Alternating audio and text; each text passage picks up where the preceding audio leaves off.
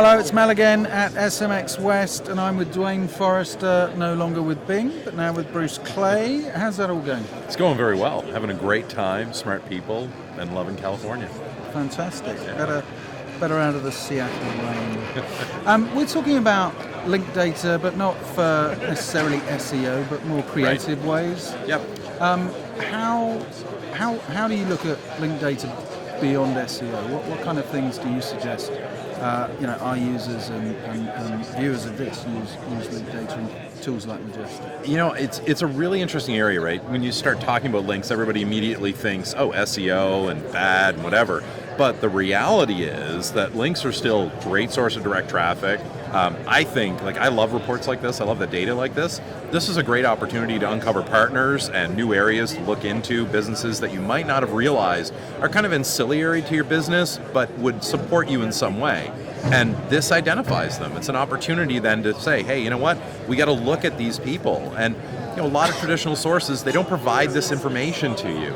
And you guys do. So it's a real opportunity for me to sit down and understand, hey, after I take an action, like I put a press release out or I put something out there, what's the follow-on? What's the net long-term effect of this? And then, all right, now I have the data. Now I can start to understand, do I reach out to these people? Do I want to partner with them? What does that look like? Is there an opportunity here to build an affiliate program around this? All of that data allows you insights into this. Without it, you're flying blind. You're we put this piece of content up, we put a blog post out there, we did a press release, and we saw a little uptick in traffic, but then it went away. And this actually lets you get into the minds of the people who are actually coming to you.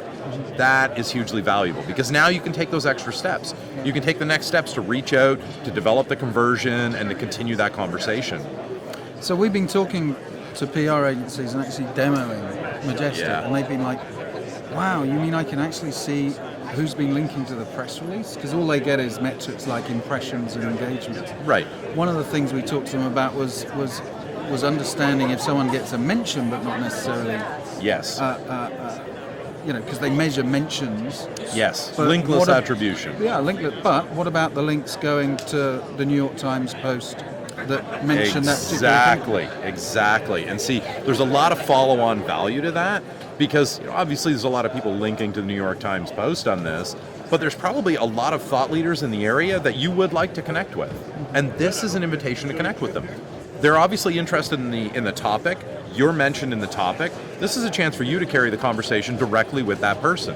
And the in is that you can look at them and say, hey, I saw your blog post.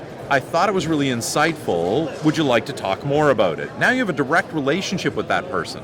Yep. And you can uncover so many valuable leads that way that will actually happily engage with you, happily tell your story over and over again. So to me, this data, it's an endless cornucopia of opportunities behind this stuff. And I know it's not the right time of year to use cornucopia, but, well, whatever. Influencer marketing. Yes. Very, very huge. It's becoming a little bit more of a buzzword. Yep. We've been doing it for years. I mean, we're all when ambassadors. you and I were at Bing, we were doing it. we just at Majestic, we're all ambassadors, and what Dixon Jones has done is pick out ambassadors all around the world who are actually influencers in their own right. But measuring true influence, can you use link data for that? Yeah, I think you can, right? It's really hard to measure influence, but it's extremely important that you have some indication of who is actually on your side. And some of this it comes into this idea of linkless attribution, whether it's a mention and then what does that look like, and that's extremely hard to track. But when you have the link data, you now have the locations where these things are happening. And so now you can judge the sentiment and how people are feeling about it, and then you can get a better understanding then of, do these people actually like what I'm doing? Do they like my product? Do they like my service? Or are they on the fence with it? Or is it something that I really need to dive deeper on? And all of that data helps you understand that better. Without it, you're kind of flying blind.